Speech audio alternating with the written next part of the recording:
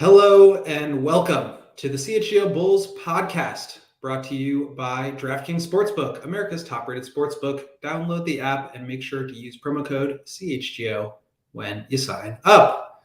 I am your host today. I am Will Gottlieb. I am here with my good friend, Mark Kay from Australia. Mark, how are you? Are you as excited to have All-Star break here as I am, as the Bulls certainly seem to be? Yes, William. I am thrilled about that, to be honest with you. Having a break from the Bulls will be nice. I don't even know if I'm going to consume the All-Star weekend and its festivities, but certainly probably won't tonight at least. The Rising Star stuff, that never really gets me entertained, but maybe I'll tune in for the three-point competition. But yeah, I'm glad we're taking a break. I'm glad we need a break. This team needs a break. We as a fan base need a break. It's been a long, tough, painful season in many respects. So the fact that we get a brief reprieve is very nice. But how about you? How about you? You're the one that's actually getting on a jet later on today, and a PJ. I'm assuming it's a PJ. You're jumping on one of those, and you're heading straight to Salt Lake City later tonight. Zach's holding his flight for me. We're gonna head out pretty much right after we are done recording. Now I'm heading to Salt Lake tomorrow morning. I have like a 6 a.m. flight, which will be fun. But I'll just be there for the stuff tomorrow, or for the stuff on Sunday. So the All-Star game and some of the pre-game event stuff. Should be fun. There was obviously some uncertainty about whether DeMar would be playing. Io now has been invited to play in tonight's Rising Stars Challenge. I don't even know if I understand how that is going to work. There's like 3 teams. I don't know that I fully understand. But I'm excited to go there. I'm going to do a little skiing and get away from the Bulls and the disaster that has been these past few weeks in Bulls basketball. So I'm excited for the break, but I'm also excited because we're counting down the days now before you make your way to Chicago. It's happening soon. So after this All-Star break, it's, what is it, the 13th of March? Yeah, it'll be after the All-Star break, it'll be virtually 3 weeks, pretty much on the day. So it's come around extremely quickly. It was sort of slowish towards, but essentially once we clicked into 2023, that's when it started to feel real and started to feel like it's actually happening very soon. But to your point, it's basically 3 and a bit weeks away. So I'm very excited. Can't wait. It's gonna be amazing. But I wish I could have done this during a better season. But yeah, that's the lone regret I have. Hopefully the Bulls are either back in it in some way or at least put on a show for the games. How many games are you going to go to? TBD? Well, there's at least, I haven't booked any. I haven't done anything. I haven't made any plans at all yet. Game time, baby. Game time app. Get your last minute tickets. You know the drill. Exactly. And we got an ad read later on from our friends at Game Time. That was my plan. I'm like, surely I can just jump on the Game Time app later on and find a ticket. And given the way this team is playing right now, maybe the prices won't necessarily be cheaper, but it'll be just easier to access a ticket. So that's the game plan via Game Time in that sense. But I don't know. There's 3 home games on whilst I'm there. I believe there's 5 games total whilst I'm over in the US. So how many I'm going to get to, I don't know. That's probably dependent on this stupid team, but we'll see. Well, you'll get on at least a few live editions of the CHGO Bulls podcast in studio. We're excited for that. I'm very excited for that. We are going to switch gears here and get into some of the All-Star weekend festivities, predictions, and just, some stuff about DeMar and Io. Lauri Markkanen is one of the few Bulls-related participants, so we'll talk about him a little bit. We've also got a longer discussion about just how this season has sort of collapsed the way that it did, where things went wrong, who's to blame, who's at fault, how do they maybe start to dig themselves out of this. But let's start with the All-Star weekend and some predictions there. Just the news, I mentioned this before, Io was a replacement for, I don't even remember who he was replacing, but he's going to be joining the teams in for the Rising Stars game tonight. He, I guess there was some problem with the weather last night, and he was not able to get out until this morning. So they're missing like the whole media circuit, and he's just going to like show up and play basketball, which is kind of funny. DeMar obviously it was announced that he would be playing in the All-Star game on Sunday, which is great news. He's obviously missed the last 2 games with that hip issue. So glad to know that's not too serious. We'll have to see how much he actually plays. But what are you looking forward to maybe out of those 2 guys in their respective games this weekend? Well, yeah, that's an interesting question. Like I said, I don't even know if I'll be tuning into the Rising Star stuff, so I'm not sure if I'll catch Io necessarily. But having said that, Power's coaching, I believe, Joakim's coaching, so there is a broader Bulls connection there as well. So maybe I will actually watch tonight. Now that I'm thinking it, maybe I will tune in. But I'm just happy for Io, to be honest with you. It's been a bit of an up and down season for him. It's been a difficult season in the sense that he's been thrown into the fire from a point guard position. Like obviously he came in and did a nice job towards the end of last season in that role, but he's basically been there the whole time this year. It's a difficult second year. I mean, your sophomore more generally season is difficult, and the fact that Io's had to navigate just the general difficulties about being in year 2, along with trying to learn the point guard position, running the offense for a team whose offense clearly has been problematic in that sense. Like it's been a tough year for Io, but it's cool that he gets this just reward here to maybe just, again, for himself to have a bit of a reprieve, maybe to clear his mind, enjoy some time away from the Bulls here and just be amongst other people and, just revel in being an NBA player. Because it's been, as much as we clown the Bulls at times and we get annoyed at them, they can't be enjoying what they're going through at the moment. So the fact that the players themselves get a chance to just break free a little bit here and in Io's case, as well as DeMar, just like enjoy being around other NBA guys, I can imagine that will be a pretty amazing experience for them. So I'm happy for Io that he gets to experience this. I don't really know what to expect for DeMar, to be honest with you, because he's obviously carrying that. Sorry to cut you off. I want to just follow up on one thing with the Rising Stars before we move on to DeMar. So I was looking it up while you were talking because I was unprepared and didn't know this before, but it's actually kind of an interesting tournament. So there's 4 teams: Team Pau, Team Darren, which is the team that Io is on, obviously the Illinois connection there, Team Joakim and Team Jason Tatum. So it's a 4-team bracket, and the first 2 games, so the first game of each side of the bracket, are up to a target score of 40. The winners will then play in a game 3, a championship game, up to a target score of 25. So similar to the Elam ending, the way that they do that, and then just to give you guys a heads up, if you want to make some bets on it in the old DraftKings Sportsbook, Team Pau is a favorite against Team Darren in game 1, and Team Joakim is a favorite against Team Jason Tatum in game 2. And the favorite to win it all is Team Pau. So Team Darren is second highest odds at plus 200. That's the team Io's on. Kind of an interesting format. They've been mixing around. They had Team World versus Team USA. It's interesting to see them kind of messing with the parameters, and I think a lot of times they do this kind of thing with like testing the fixed ending or the Elam ending in G League games to see if that could work at the NBA level in some capacity. It's just kind of interesting. Should be exciting. Yeah, but I think that's part of the reason why I'm less enthused about this game, to be honest with you, because I liked it when it was rookies versus second year guys for whatever reason. And I started to tune out when it started becoming World versus USA. And now this type of format, maybe this will be cool, and maybe I'll be the dope that's not watching and I'll miss something really cool and interesting. But I think because they've just continuously changed things, maybe that's why I'm less engaged from a Friday night point of view. But I don't know, maybe I'll talk myself into it and watch it. Who the hell knows? But like I said, shouts to Aya for being part of it. But coming back to DeRozan, do you think he should have made it in the first place? He was obviously an injury replacement. Jalen Green and Tari Eason. Yeah. Or Jalen Green and Jalen Duren dropped out, and Tari Eason and Aya were their replacements. Do you think he should have been in from the get? Definitely not from the get. No, I don't.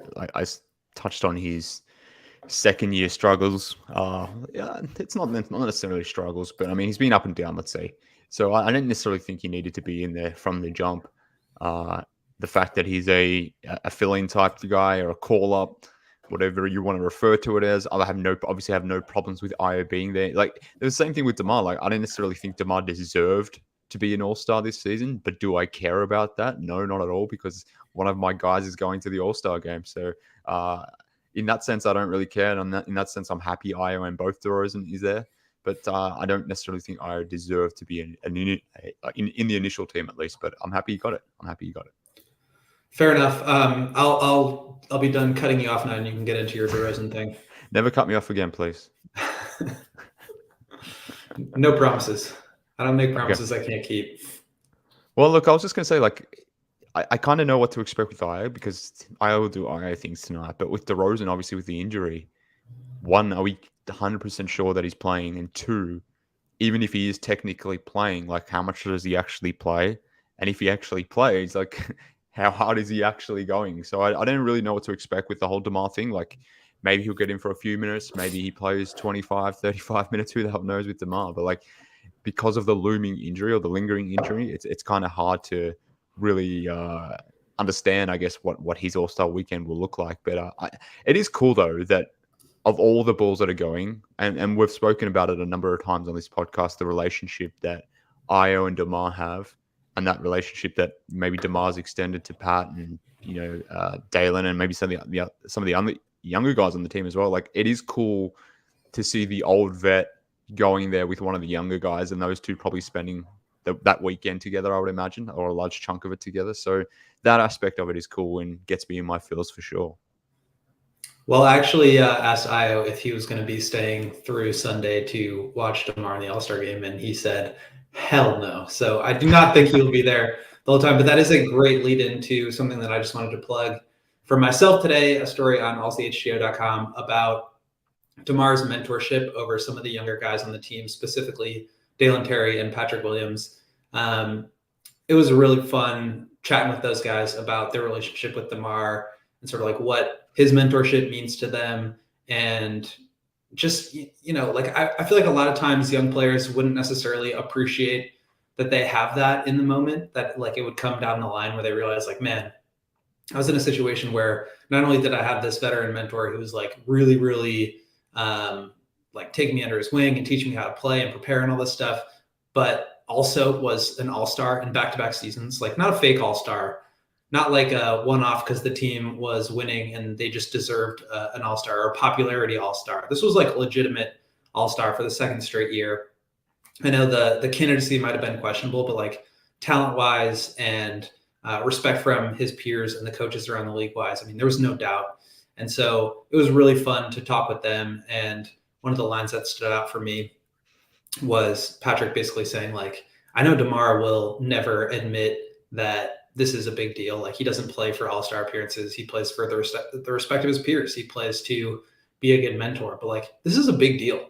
And, like, I want him to know that this is a big deal. Like, 2 all-star appearances and just what that means for me and Dalen to be able to see what kind of preparation and work ethic goes into that. I thought that was a really cool anecdote from Pat. And he also kind of told me that, DeMar takes him out to dinner in every single away city that they go to. They've been doing that all year. So some really fun stories and anecdotes in there. You should go check it out if you have a chance. Definitely. And look, let me do some tooting of horns at the moment. So firstly, for me, that was just a fantastic segue for me. It was a soft segue. Like I was. It was honestly one of your better segues. Yeah, it was. People didn't It was even. It was a no-look segue. Underhand lob. Exactly. That was just beautiful from my perspective. But for you, William, I am so pleased to be your friend right now because this. We're talking about like the growth of Io and him entering the Rising Stars game, and our guy here in the chat, Skokes, he mentioning that me as well, but I'm going to put it all on you that William will be in the Rising Stars game or should be. But your growth as a beat writer this season has just been very evident. And this story here, when I read it this morning, so basically, I'll paint a picture. I'll just give you story time with Mark K at this point. Like, I woke up this morning at 6 a.m. My alarm goes off. First thing I do is obviously turn off my alarm. Second thing, like a normal person, is to go on Twitter and see what's happening. I see Can a confirm DM that is from what I do as well. I see a DM from William. Don't really read that first. I put that on hold. I go to my list, where my Bulls list, where I have all my Bulls media people that I can, because I'm obviously in a time zone difference. When I wake up, you guys have been awake for a number of hours. Things may have broken, things may have happened. I always go and jump on my list first and see what the news is. And there wasn't much happening, but one of the things that I did see was your story that you've referenced here, and this was a great fucking story. And for it to be coming out when it did, in the lead up to All Star Game, was awesome to see. The content of the story, obviously, these younger guys sort of reflecting on DeMar and the leadership of DeMar DeRozan and all that stuff. Like, the story itself was a good feel-good piece, and I saw a number of people stating that to you in the comments of your story, which was completely bang on. But again, for me, from a personal note, and for us here at CHGO, to see your growth as a beat guy and your ability to now capture these stories, it's so cool, man. So just a quick shout to you, but also obviously to Dale and to Pat and more generally to DeMar, the leadership that he's sort of carrying here to garner that level of respect from these young guys. And I think one of the things that struck me in your story, William, was like, you hear in so many other NBA locker rooms or other situations how there's maybe just a divide between the younger and old guys in certain locker rooms. And like, that's something people were speaking about with the Warriors, and why one of the reasons they wanted to bring back Gary Payton was, like, he was that bridge between the younger crew in the Warriors locker room and maybe the older vets. Whereas here in Chicago, it seems like DeMar just floats between everyone. Like, he's cool with the older dudes. He's obviously very cool here with the younger guys, being that vet mentor to those guys. So that was, again, another prevailing thought that I had in reading this. So I just came away with it, just loving you, William, more, but even just loving DeMar more, to be honest with you. Like, he's just an incredible person. Well, I really appreciate that. That means a lot. Thank you, Mark. But totally agree with that last bit, that like DeMar is just the best. I mean, he's great. Like, everybody loves him. The one thing that I think was sad about this was a lot of the comments I was getting were like, man, this just says that like Zach needs to go and that Zach isn't a good enough leader and blah, blah, blah. And it's like, that was not supposed to be the point of the story at all. This has nothing to do with Zach.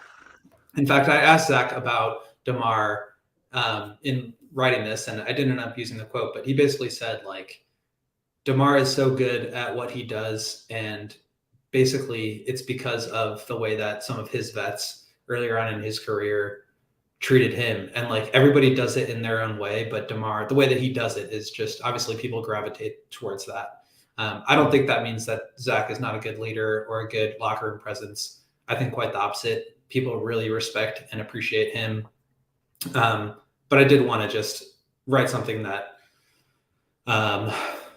that kind of mentioned how great DeMar was, because I think that's gotten some shine, but also sort of the inner workings of it haven't really been divulged. So I'm glad I got a chance to write that, and I appreciate you for reading it, and I'm glad you liked it. But yeah, let's circle back to some of the All-Star stuff before we move on to some of the more sad things about the Bulls season. Just real quick, any predictions for the 3-point tournament or the dunk contest? It's crazy how the 3-point contest is now like the marquee thing of the night and not the dunk contest anymore. It kind of just speaks to where we are in the game of basketball. Like, everybody's just shooting threes all the time. No, dunks aren't cool. But we've got Mac McClung, the G Leaguer, who just signed with the 76ers, is the favorite at DraftKings plus 125. You got Jericho Sims, who has like some of the most bounce that I think I've ever seen. He can like kiss the rim. He's plus 240. Kenyon Martin Jr. plus 250, and Trey Murphy, the marksman, one of the best 3-point shooters in the league, is plus 330. But he can also kind of throw it down. Any predictions? I have no good predictions when it comes to the dunk contest, to be honest with you. The fact that Mac McClung, former Bulls legend Mac McClung, is highlighting the All-Star Weekend dunk contest says a lot about the This is state the of the dunk NBA contest. dunk contest, and you have a G League player as the Wow, headliner. technically he's an It's NBA player now, isn't he? Because he didn't he sign with the Sixers the other day? yeah, but like, come on, he's played Yeah, like 3 NBA games. I was being facetious. It is ridiculous that It's that this is the case. Like, ridiculous. I mean, yeah, I've got no good prediction here.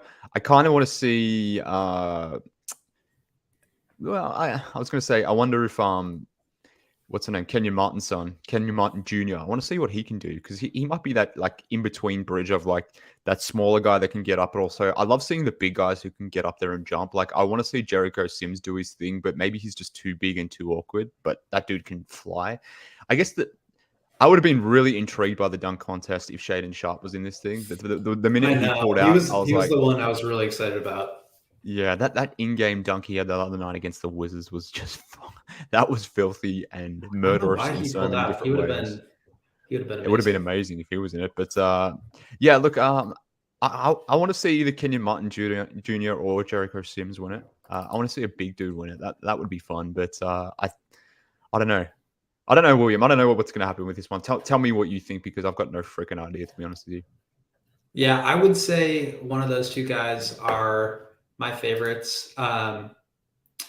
Maybe Jericho Sims. I just like watching him. I saw him a couple times at Summer League this past year, and it's like insane. Like he's one of those rare big men who actually makes it look like he's flying. Um, and just like the hang time that he has, I feel like he can do something crazy. But Kenyon Martin, I think, would be number two.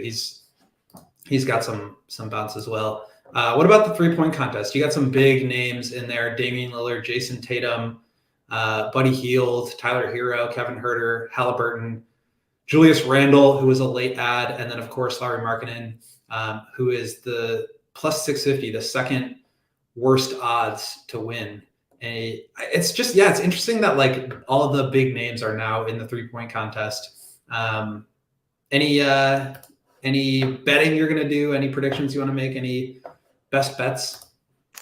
Well, I've got a good bet here, but I'm going to save it for my. We've got a DraftKings ad read coming up, so I'm not going to necessarily divulge all my foreseeing of the future just yet. But it is a good, interesting field. There's 7 really amazing shooters in here, and then there's Julius fucking Randle. How is Julius Randle a replacement for anyone in the 3 point shooting competition? I need to look up his I stats think right because now he was because already gonna be there. Like well, I guess, but like, what is he shooting this season? 33.8% from three this season. What are we doing, NBA? What are we freaking doing? it's I bad. could shoot better than 30. Well, I couldn't actually. I'll take that back. But 33.8% from three, and we're having Julius Randle enter the season. You've got Damian Lee in Phoenix shooting like 40 something percent. KCP over in Denver is shooting 45% from three or something stupid like that. There's so many good shooters in the NBA right now. And you put in Julius freaking Randle, who's shooting less than 34% from three this season, a career 33.4% shooter from three. This is freaking egregious. I am absolutely filthy that they have done this. So I know I've diverted the conversation here, but I'm actually more annoyed by Julius Randle being in this 3 point contest than that actual 3 point contest itself, and enjoying just that the general event itself. I just can't believe that they've actually done this, but it is Does it wild. shit It is you to wild. tears? It absolutely shits me to tears. I'm crying tears because of this one, William. It makes zero sense to me. But I'll save my pick for the ad read. Okay. Well, I just want to make one more thing and then we can get into our first ad read. The thing that is crazy to me is that there's a line already between Team Giannis and Team LeBron. And we don't know the teams yet. They haven't drafted the teams. How can you have a line? Free money. Don't bet on Free that money. until you know what I mean, maybe, yeah, you just bet Giannis to cover +3. I don't know what that is. We'll have to see. I think that's what I'm most looking forward to on Sunday night is just witnessing the live, schoolyard drafting of the players on the court right before the game starts. So that should be really interesting. Although apparently the NBA is now going to do reserves and then starters, but who cares? I mean, that should be really interesting. Anyway, let's move on here. Mark, can you tell the people about our first sponsor, DraftKings. Of course, William. So we were obviously hinting at that. And then look, DraftKings do a whole bunch of betting rather, but given that we are entering the All-Star weekend, it obviously makes sense to touch on the All-Star weekend itself. Obviously, based on what I just said there, folks, do not bet anything on Julius Randle. Save your freaking money. I know the odds are nice and tasty, but do not put your odds on do not put your cash on Julius Randle. Instead, here is my tip, William. I'm picking Kevin Herter at plus 550 or Red Velvet. 550. Some people would say. Kevin Herter is my pick to win this All-Star game. Sorry, not the All-Star game, the three-point contest shooting. So he would be my bet, and that's where I'm putting my money on this weekend using the DraftKings app. So download the app now. When you sign up with CHGO, new customers can get up to $5 and get $200 in bonus bets instantly. Only at DraftKings Sportsbook, an official sports betting partner of the NBA, with us here at CHGO using the promo code CHGO. Of course, minimum age and eligibility restrictions apply. You can see all that in the show notes for details. But if you want to place a bet this weekend, I think the most fun you're going to have is at the three-point contest. Like you said before, William, that's probably the best contest of the weekend. And Kevin Herter has the fourth best odds, and he just might be the best shooter in this competition. So that's where my money's going. Kevin Herter No plus love for Lowry? 550. No love for Lowry. Sorry, Lowry. Plus 650 for Lowry. Not interested in that. Damian Lillard Damian Lillard and Buddy Hield on DraftKings Sportsbook website. They're currently both at plus 425. They are the favorites. Jason Tatum thereafter, and then Kevin Herter in fourth. So I don't know about you, but there's something about that sweet shooting redhead from Sacramento that just makes me want to put some money down. So I'm going with him at plus 550, and that's what DraftKings have it at the moment. Now, given this influential read I've just spouted off here, I'm tipping I'm going to sway the people too. So Kevin Herter might just move up the charts here with my expert ad reading. So get in now whilst you can before the money line drops. Sharp So, money. Sharp yeah, money's moving the exactly. line. That's where I'm going, William. That's where I'm going. Well, Monster Atomic Mutant Lakefish, who's always in the comments, just mentioned to hit the like on your way out the door. So please do that if you are listening. We got about 80 people in here. We've got 30 likes. Let's see if we can bump that up as I tell the folks here about our partners at Goose Island Beer Company. Goose Island is Chicago's beer since 1988, and we have had our partnership with Goose Island since this year, 2023, and it has been an awesome partnership so far. They've got incredible beers for the Blackhawks. They've got their limited release pale ale. They've got the Bulls City 312 limited release, and the cans match the City Edition uniforms with the Municipal Y. They've got a bunch of other beers: Bourbon County Stout, Christmas IPA, Beer Hug IPA, Green Line, Matilda. I go with the 312 though. That's the classic. So Goose Island's two local locations are ready to welcome you. Grab a beer right from their innovation tanks at the Goose Island Tap Room at 1800 West Fullerton, or get a smash burger and a fresh beer of the week at the original Clybourne Brew House at 1800 North Clybourne. For reservations and pickup, go to gooseisland.com/locations. Goose Island Beer Company, they're awesome. We are so lucky to be partnered with them. We had a great time the other week doing our commercial shoot from their brew house on Fullerton. It was a lot of fun, and you guys should go check it out. And maybe, Mark, we can go there and grab some Goose Islands when you're in town. I hope so. I really do. I really hope so. I've got a craving for a beer at the moment, and particularly here, like it's summer here. It was like 38 degrees here, which is about 100 Fahrenheit or whatever you guys, stupid metric system, not metric system, whatever system you guys use. So it was really hot here yesterday is my point. So I'm really craving a beer, but maybe I can save it there. Well, it just snowed pretty bad here last night, so don't get your hopes up. Well, we had a little fake spring, but of course it was fake spring. Let's switch gears here and talk about the Bulls. This is a Bulls podcast after all, and we've gone about 29 minutes without talking about them. The Bulls have lost 6 in a row. They've lost 5 in a row since the trade deadline. They are down bad. Okay, this is DEFCON 3. Okay, this is not great. I mean, when you think about where the Bulls are as a team, not just in terms of this season being 2 games out of the 10th spot, but not really having a lot of avenues to get themselves out of the middle or the lower end of the middle. I mean, they're almost in the top 5 lottery range at this point. They're as close to that as they are to getting back into the play-in. There's obviously talent on this team, and I think everybody can agree that they should be better than this, except for maybe the most skeptical of the skeptics. How did this happen? What went wrong here to where this team is 7 games below 500, 60 games into the season? And for the record, last year at this time, they were 38-21 heading into the All-Star break. Right now, 26-33. So almost a complete turnaround in their record from last year. And obviously things kind of went down the tubes to finish last year in their final 23. They were 8-15, which is obviously not good. They had the whimper out of the playoffs, but like the beginning of the season wasn't this bad. They had some runs there. They had that 8-3 stretch, and then the wheels have just fallen off. Where do you think this mess started? And maybe we'll start there, and then can kind of move into like whether there's any way out of it. Well, firstly, can I just say, I don't know which one of you, whether it was Joey or you, but one of you included Billy Donovan in the headline of this podcast, which was I had no mention of Billy Donovan in the YouTube title of this podcast.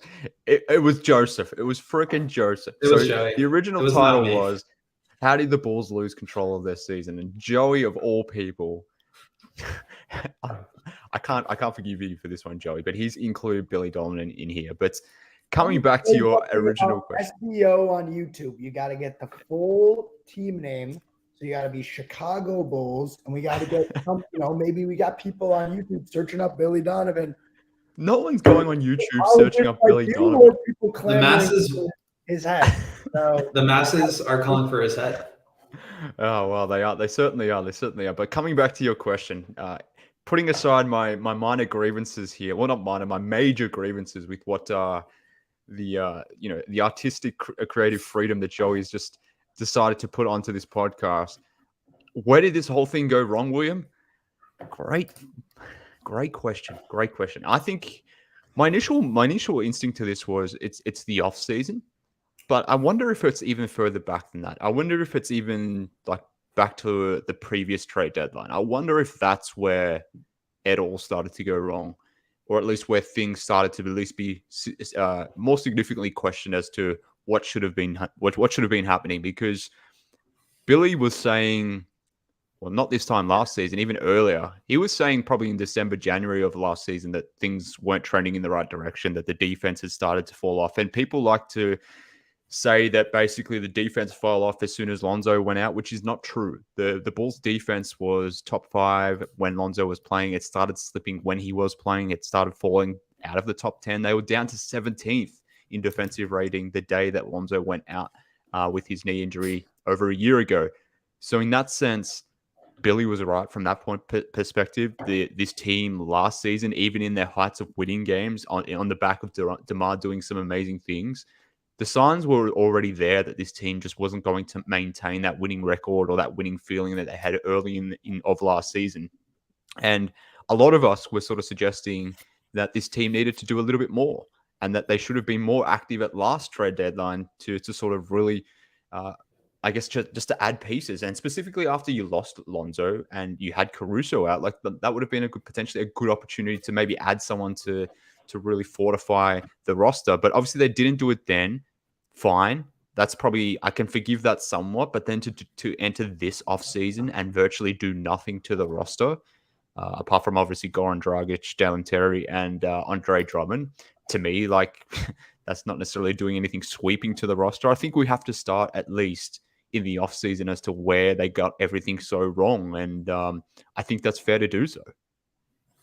Yeah, I mean, you mentioned the defense. The defense is not the issue. The Bulls are 7th in defense this year. They are, I think, not quite as good as that number would suggest. But I think if your logic is that like the Bulls are who their record says that they are, you probably have to assign some of that same credit the other direction when the Bulls defense is 7th. Like I said, I think there's some reason to believe that there could be some regression there. But for the most part, they've defended at a really high level all year. So missing Lonzo on that end is obviously important, but it's not what's made this team fall apart. I think it's what you don't have from Lonzo on the offensive end. I don't think there's any surprise in saying that the Bulls are a huge disappointment offensively. I mean, 24th in offensive rating right now, and you've built this team around 3 offense first all-stars. It's not good enough, and something is wrong. And I was listening to the Full Go podcast, Jason Goff's podcast with Stan Van Gundy the other night, and he made some really interesting points about Lonzo and the Bulls offense in general, about how there's just no athleticism. There's no ability to like get downhill. And when you also don't have shooting, I mean, you might think like guys like Io can attack the rim, or Zach, or, you know, Kobe. DeMar is a guy that doesn't really get to the rim much. He wants to operate at the elbow. Vooch is, you know, getting into post hooks from the block. These are not like guys that are collapsing the defense by attacking the rim really quickly. And you may think that like they have that sort of athleticism, but let's put it in comparison to a team like the Grizzlies, who are obviously one of the more athletic teams in the league, but they also don't have a lot of shooting. And so Stan was making this point that if you're not going to have shooting, you have to be jamming the ball down the opponent's throat. I mean, you have to be getting out in transition. You have to be putting pressure on the rim at all times and spraying it out to shooters and trying to find open shots that way. The Bulls don't do a good enough job of that. And when they can't get downhill, they can't make the spray out pass. When they can't make the spray out pass, guys aren't taking contested shots. They only want to take open shots. And a lot of times they're not even taking those open shots. So I think that there isn't enough athleticism. There isn't enough three-point shooting to complement this trio that you have. And the one guy that can actually shoot at a high level is Zach LaVine. But because the Bulls don't have anybody else that can get to the glass, he's one of the few players that can get all the way to the rim. He's got to do a lot of that. And there's just not enough to go around. I'm really glad you brought up last trade deadline. Obviously at that point last year, you know, I were doing Bulls HQ, and I mean, we were calling for a trade then because the team did have a lot going for them. And they were in a position where with Lonzo, with Caruso, with Patrick being out for the, you know, foreseeable future, they had a chance to really compete. But when you remove all that stuff from the lineup, and, you know, you can speak to, or you can point to how fragile things are with Lonzo, and, you know, him not being an all-star player, him likely never going to be an all-star player, him not going to be a 15-plus point per game scorer. All that's true. But when you are missing the one guy who can throw hit-ahead passes and actually create some offense, not just for himself or the guy he's passing to, but start to generate this sort of cascade of offense where there's energy in the ball, people are touching it, and they're getting open looks, it really has degraded and eroded the offense to where they just have a hard time getting anything going. Everything is a slog. Everything is a tough contested shot. And, you know, people can blame Billy all they want, but like at the end of the day, you have to play to who your talent is. And clearly there's like a disconnect between what the coach wants to do and what the players are doing. And I think you have to put some blame on Billy for that. But at the same time, what can he do? I mean, there just aren't guys that are shooting high volume threes at high efficiency. There aren't guys that can get downhill and collapse the defense. The easiest thing to do is just put the ball in DeMar's hand and let him do what DeMar does. But at the end of the day, like, he's the first to tell you that's not a sustainable source of offense. And he's the one that's been trying to push for that. Now, I know Stan Van Gundy is a coach and he will forever be a coach apologist, but I thought he made some really solid points about what the Bulls offense lacks and why you can't really put all the blame on Billy. So if you get a chance, go listen to that podcast. I think it was the most recent episode of the Full Go, Jason Goff's podcast. But I just thought it was a really insightful listen in terms of what the Bulls are missing and why things have sort of taken this tailspin the way that they have. Yeah, look, I haven't listened to that podcast, but I will go and listen to it. I did see you recommending it on the timeline on Twitter. And just more generally, I really enjoy Stan Van Gundy and his analysis. I loved him on the broadcast last night. The way he was speaking about Vooch and the way the Bulls should be using Vooch just spoke to me on so many different levels. So yeah, what was he saying, if you don't mind sharing? Because I was obviously at the game. I wasn't able to listen on but I saw a lot of people talking about that, and I was curious what he had to say. Well, I mean, we've just been subjected to a lot of, get Vooch in the post. Let's run some triangle type offenses. That old school methodology in terms of how to use a center like Vooch. Whereas Van Gundy on the broadcast was making it very clear that against a defense like the Bucks, a dropping defense, one that's going to pack the paint, that you need spacing, you need shooting, that this team doesn't necessarily have a lot of it. And one guy who can do that is Vooch. And he was suggesting that Vooch needs to get up 7 or 10 threes in that specific game. But he was actually lamenting the fact that Vooch just wasn't even looking at the basket, that Brook Lopez had sort of gotten in Vooch's head and was sort of had taken him out of the game in that respect. And he was just, every time Vooch touched the ball, it wasn't about getting Vooch in the post or doing this or that, like inside game sort of stuff, for simple games type stuff. It was more so, the fact that Vooch wasn't looking at the basket or even thinking about shooting the jumper. So it was just a really interesting, insightful piece of commentary from Stan Van Gundy, and like I said, complete 180 to what we're usually getting from him. But so I guess more generally, I love his analysis. But pertaining to the Bulls and bringing it back to what he said on the Bulls, and again, I haven't listened to the podcast. I will listen to it based on your recommendation. But yeah, I mean, it's dead on. Like, and this brings me to the point that I wanted to raise here. Like, and coming back to, it's connected to the whole offseason thing, but I just question how irresponsible it is to build a roster in the modern NBA that you were last in 3-point attempt rate last season, to not add any real shooting or credible shooting at all. In fact, you drafted Dalen Terry, possibly the worst shooter in that draft. And look, I don't want to trash Dalen. Like, this isn't a trash Dalen bit, because I think he can and will be a very good player at some point. But clearly, jump shooting is not something he adds. I'm not saying he was the wrong pick, but I'm just saying that's not something he brings to the table. Obviously, Andre Drummond doesn't shoot threes, and Goran Dragic is an okay shooter, but doesn't necessarily get them up at a volume, and he's barely playing at this point. So they didn't address their biggest fundamental problem. And all the things that you spoke about, like this team not having enough athleticism on offense, their inability to get downhill, all those sorts of things, like that's already a built-in problem. But that problem is amplified when you don't have proper floor spacing. So like, maybe guys like Io and Pat aren't necessarily good ball handlers, or maybe not good ball handlers, but certainly not ball handlers to the point where you're confident that they could put the ball on the ground and get to the rim consistently. But even if they could, I would imagine that ability is so much more difficult, or that the ability to get to the rim is made so much more difficult now in this system, on this team, given the lack of spacing on it. And then bringing that back to your point around Billy and coaching, all that sort of stuff. Like, I'm not surprised in many respects that the Bulls have struggled. I understand that their best three players are offense first players, but none of them are high volume 3-point shooters. And beyond that, there's not much shooting around there. But like, I just question in this day and age where 3 is greater than 2, how can you possibly keep up or build an efficient offense without having that level of shooting on the roster, which the team clearly doesn't have? So how can you build a functioning offense that can keep up with the rest of the league? So to me, like, those 2 points are connected. It comes back to the offseason, obviously, and not addressing the 3-point shooting issue, which we've raised on here a million times. I know Big Dave brings it up literally every podcast, which he should, because this team's shooting, particularly of late, has just been so comical.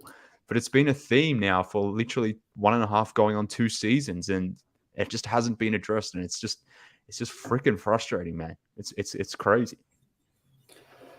Absolutely agree. And I think that's why fans are justified in their frustration from, dating back to, this past summer. I thought it was strange that they didn't want to make any additions to the roster last offseason, as I mentioned. And then again, last trade deadline. And then again, this trade deadline. So I understand that there is this sentiment of, we saw there's a proof of concept, whether or not they were as good as their record indicated, or whether, what they were doing was sustainable. There is proof of concept that a team as fully constructed was a good team.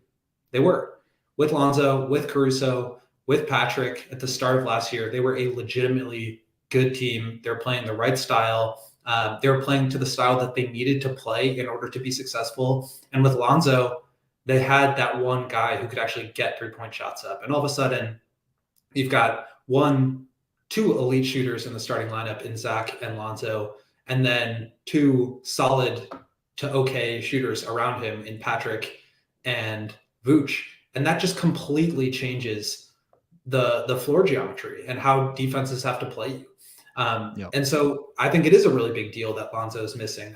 I don't want that to go understated because that is a big deal. But at the same time, coming into this offseason, under the impression that whether or not you knew that Lonzo was going to need another surgery, like you also knew what the flaws were and how it looked when Lonzo wasn't playing. You couldn't expect for him to be ready to go for 82 games, playing 36 minutes. You know that you still needed to add on the fringes, shooting in the depth positions, and they didn't do that. And I think as these bodies go down, whether it's Javonte or Derek Jones, these guys that do have the athleticism to run up and down, it just becomes more and more obvious. Now, I like what we've seen from Dalen so far. He is so far away from being a shooter that like it's just going to be a really long time. Now, I'm not saying he won't be able to get there. He's a really hard worker. He understands the value of the three-point shot to his minutes and how that's going to affect his playing time. So he's going to be working on it. Patrick obviously has gotten a lot better, but he's got a slow release and is not always willing to shoot them. Same for Io. Kobe's percentage has been way down this year, which is kind of strange. They don't have the guys to be able to play not only the style that they need to play in order to be successful, but they don't even have the guys to play the style of default basketball. Let's just give the ball to DeMar or Zach and let them create offense because there's still no shooting around them. There's still no extra pass around them. So I think it's like not all that surprising that things have spiraled as far as they have. And then once things start to go wrong, it's just so easy to get caught in that rut. And that's what I want to get into in our next segment here is just like the Bulls' inability to stop the run, to have momentum, not just get overwhelmed and steamrolled by momentum, because they've been talking about this since this time last year. We'll get into some of that more after the break, but Mark, can you share with our friends here about the Game Time app? I can, William. We alluded to it before, but if you're not aware, friends, Game Time is the hottest new ticketing website that makes things easier than ever to score the best deals on tickets to, sporting events, concerts, and shows, whatever you want to get to. Game Time can help you out. So if you've had dreams or plans to sit courtside, if you want to, sit at the 50-yard line, if you want to be in front row seats at whatever concert you want to get to, our friends at the Game Time app can help you out. And specifically for me, William, we talked about it before. I'm coming over in 3 weeks. I haven't booked my tickets for a Bulls game yet. Obviously, a large reason why I'm coming to Chicago is to see this team play basketball, and I should probably get on that and get my tickets sorted. And I can guarantee you, and this is no word of a lie, I'm going to be using the Game Time app to get that done. It's very, as Joey just had on the screen, it's very easy to navigate through the app, through the website. You can see where you want to sit in the arena. It tells you how much a ticket's going to cost. It's so simple to use. It's never been easier to get your hands on some amazing tickets. And Game Time, more importantly, guarantees you the lowest price. And importantly, it's a platform that's created by the fans for the fans. So if you love CHGO, then you will love Game Time. The best way to support us is by buying your tickets through the link in the description of this podcast. That's what I'll be doing. I will be joining over 15 million people who have downloaded the Game Time app. And I implore everyone to do the same. Just getting a few comments here before we get into our next segment. From AK, Billy also deserves some blame. 100% agree. I mean, you can't get around it when the team is performing this badly. There's blame to go around. You can't just assign it to the players or the front office. Like, there's problems with the way that the coaching staff has gone about it too. But I think the point of what Stan was saying, and he convinced me of this, is that the process that the coaches are going about is the right one. I think that they've handled that right. The execution obviously hasn't been there, but I think there's blame to go around. What else do we have here? Renewable, rechargeable.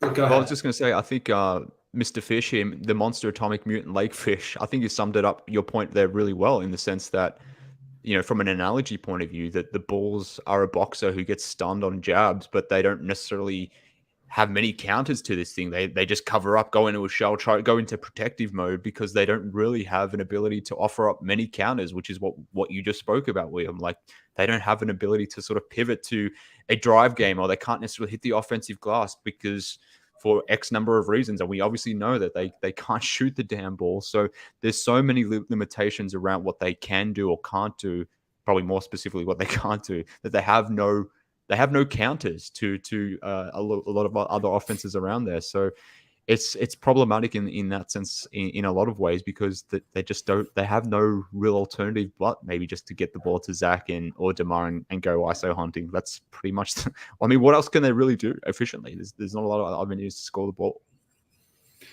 Absolutely. I think that's a really good analogy. It's something that Billy has been bringing up a lot lately at his pregame and postgame availability, just as far as like runs happen in the NBA. It's gonna happen once or twice or however many times during the course of an NBA game. Teams are going to make runs at you, and you have to be able to know how to duck and dip and hit back. And the Bulls don't. They get socked in the face and they get stunned and they fall over. And it's so frustrating when it's a 24-point lead coming out of the first quarter. There's zero reason you should lose that game, period. They know it. But for whatever reason, like, these things happen and it just spirals out of control. I think another interesting aspect of what Stan Van had to say was that the players on the roster, I think, are meeting or exceeding expectations. Like, obviously, you haven't had the offensive jump from the Patrick Williams that you wanted to start the year, right? Like, you wanted him to turn into a 15, 18 point per game scorer. That didn't happen, and it probably won't this year, certainly. But he is shooting the ball over 40%. He's taking almost 4 threes a game. He's doing his part there. And obviously the defense has been a lot better. Caruso, for the lack of scoring and the high turnover percentage, is still shooting 40%. Io's doing the best that he can. Kobe just obviously had a breakout game there. He's been up and down, but like, for the most part, guys are meeting or exceeding their expectations, and still the success is not following. Still, the game plan isn't working. And I think that's where things just start to really get dark mentality-wise. And that's where, like, these losses piling up, I think really starts to affect them and their belief in what they can do. Because I think they are trying to play the right way, whether it results in 48 minutes or not. I think they want to do the right thing, but it's still not working. And I think that's where, these losses start to pile up and sort of mean more than just one-off loss should mean. Can I push back on that? I don't necessarily agree that the players have met expectations. Certainly some have, but I don't think many have, to be honest with you, William. I put this in the rundown. I was doing the mental exercise. Like, how many guys have actually met my expectations, or maybe more importantly, the team's expectations? And I mean, just initially, at least, thinking about the starting lineup, the only two that I can say, hand on heart, that I think have done so is DeMar and Vooch, to be honest with you. I don't think Pat has met expectations, which, it's unfortunate, and it's not necessarily he hasn't met my expectations, because in a lot of ways he has. But in terms of the expectations this team has placed on him, or the importance they've placed on him, in part because they haven't necessarily supported him with more backup power forward options who can maybe get in the game when he's having a bad game, or have guys behind him who can readily compete for his minutes and sort of take those minutes off him and light a fire under him from that point of view, I don't think Pat has met expectations, particularly like part of the whole reason this thing was brought together, or why the Bulls were so comfortable in giving away future first-round picks, was they were confident in their own young guys coming up and developing at a rate that would maybe be expedited to the point where, someone like Pat by year 3 would be a perfect complement to DeMar and Vooch. And again, these are not necessarily my expectations, but I can read in or infer that that's what the front office were expecting of Pat based on how they've built the roster around him. Similarly with Io, like, again, he's in a really unfortunate position where, again, we're relying on a second round pick here to be a starting point guard for a team who has playoff aspirations in his second year. Like, it's an unfair expectation, but in a lot of respects, based on the position itself or what the Bulls need from their starting point guard, Io hasn't necessarily lived up to that point. So bringing this back to the numbers, like of the regular rotational guys, the two guys who are at the bottom in terms of net rating are Io and Patrick Williams. So I do have to sit here and wonder, what does this team look like if they had more experienced, more capable guys running at point guard and power forward? So I know that sounds unfair, and I'm not necessarily saying that those two guys haven't met my expectations, because I think in a lot of respects they have, but just what the team needed from their point guard and power forward position, I don't think those two guys have consistently delivered. And then I don't think I could say Zach as well has met my expectations. So I know the numbers are what the numbers are, and he started slowly, but has come back to a more more median level, let's say. But in many respects, I don't think Zach has been anywhere close to as good as he has been the previous 2 seasons. So I don't think it's fair to say that at least 3 of the 5 starters have met my expectations or the team's expectations, which is probably more important in that sense. I would say I disagree with that to an extent. I think Patrick has done pretty much what the Bulls have asked Patrick to do in terms of going out there and guarding the best player every night and taking spot up open threes. I don't think his offensive game has really developed all that much. I think there are times where it's clearly regressed, and I think that's a problem. But just in terms of like being a floor spacer, number 1 defender, I think he's done that. I don't really see a ton of growth in terms of offensive skill set for Io either. Like, I think he's learned the game a little bit better, learned how to pick his spots a little bit more, but we're seeing the same 3-point shooting. We're seeing the same caliber of defense, which is a good caliber of defense. But I think for both of those guys, you're right to say that, like, at this point in their careers, for a team that's like got aspirations to be high level playoff team, they're not cutting it. But I do think just in terms of like what the Bulls are asking of them, which fair or not is what they're asking of them, I think they're pretty much giving you the most that they can. Vooch obviously has played a lot better at times this year. I think for the most part, he has gotten back to like his Orlando caliber of output. I think what you had said a little bit earlier about, his role and how that should change based on who they're playing. You mentioned like him shooting more threes against a team like the Bucks, who's covering them in drop. I think he has been, whether it's out of stubbornness or just because it's a challenge for him, it's been difficult for him to contribute when he's not playing the style of play that he grew accustomed to in Orlando. And when he's not producing as one of your 3 guys who can really produce, it becomes really difficult. Zach has had his ups and downs. Obviously started the season slow, obviously picked it back up and then hurt his knuckle and hasn't been quite the same since then. I think DeMar's been pretty close to what he was last year, not quite as much scoring and just like the clutch heroics, obviously not there. But I think for the most part, like, they're not playing that much worse than they were when they were playing towards the end of last year. I think it's a lot of it is just like the talent level isn't there. And it's amazing how much adding one more guy, pushing everybody down in the rotation, can really have an effect on this team. So again, I think there is an argument to be made for in defense of the front office for not making any moves, because there is proof of concept.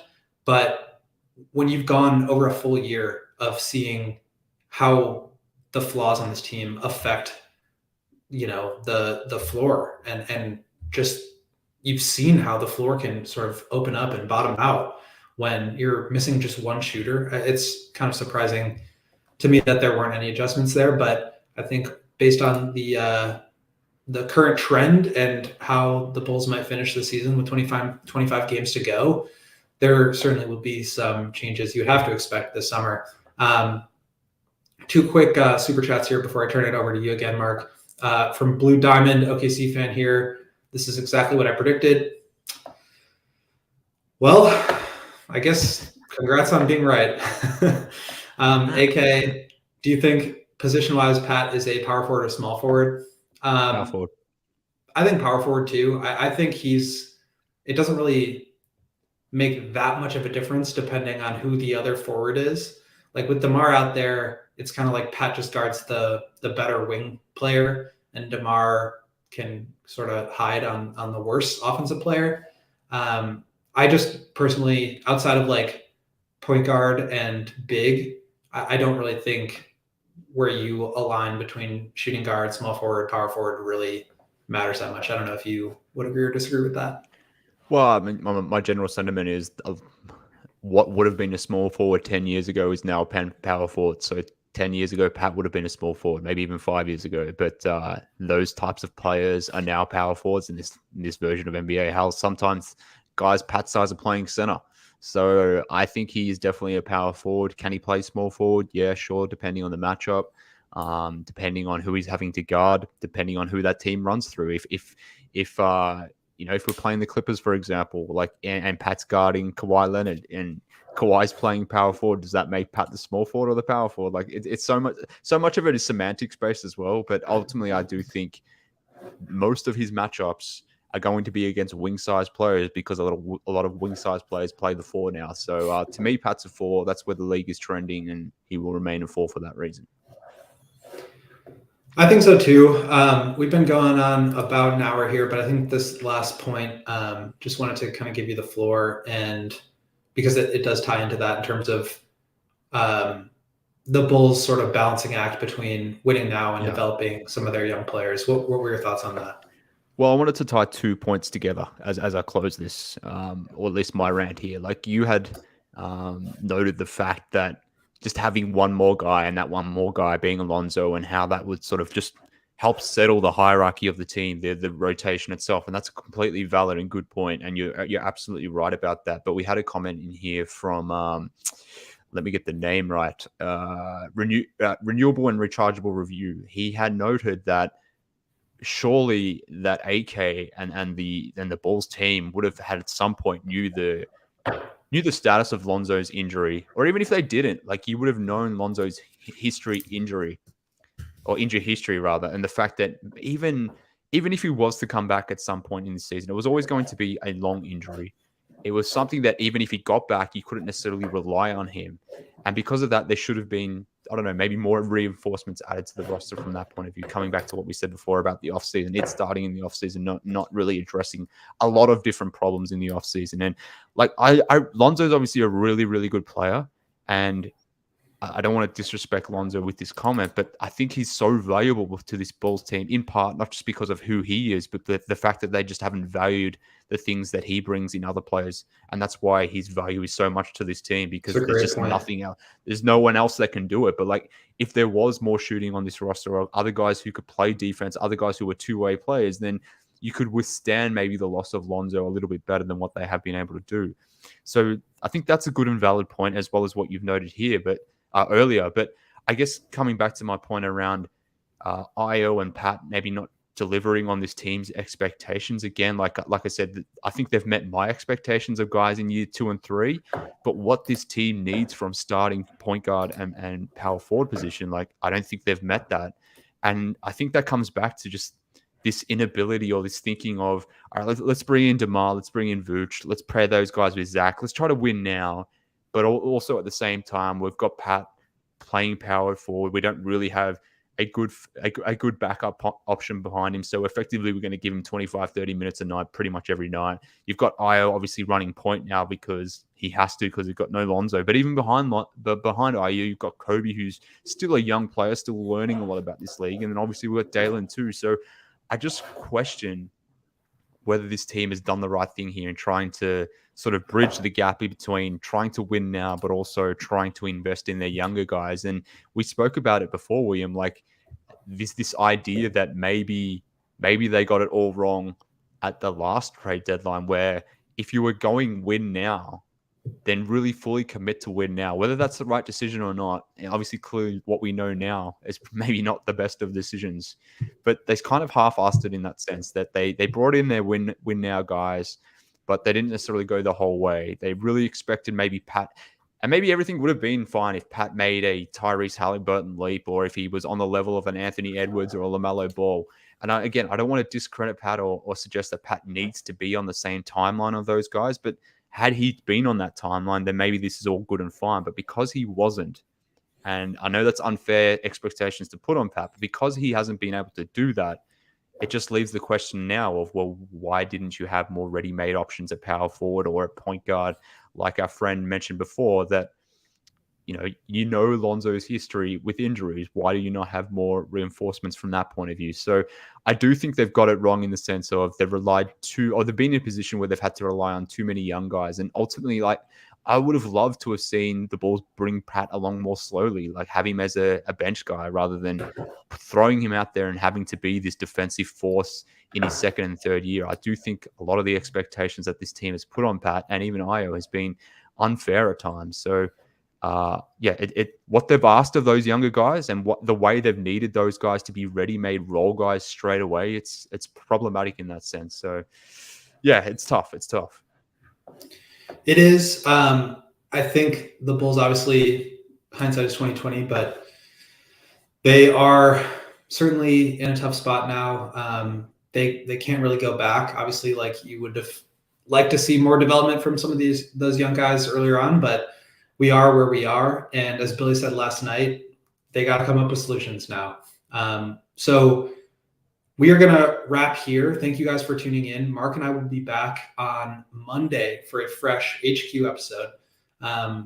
So nothing over All-Star Weekend, but then Mark will be back with me on Monday for HQ, and then we'll go back to our regular CHGO Bulls pod on, I believe, Wednesday. Keep track of our schedule, though, on our CHGO Bulls Twitter account.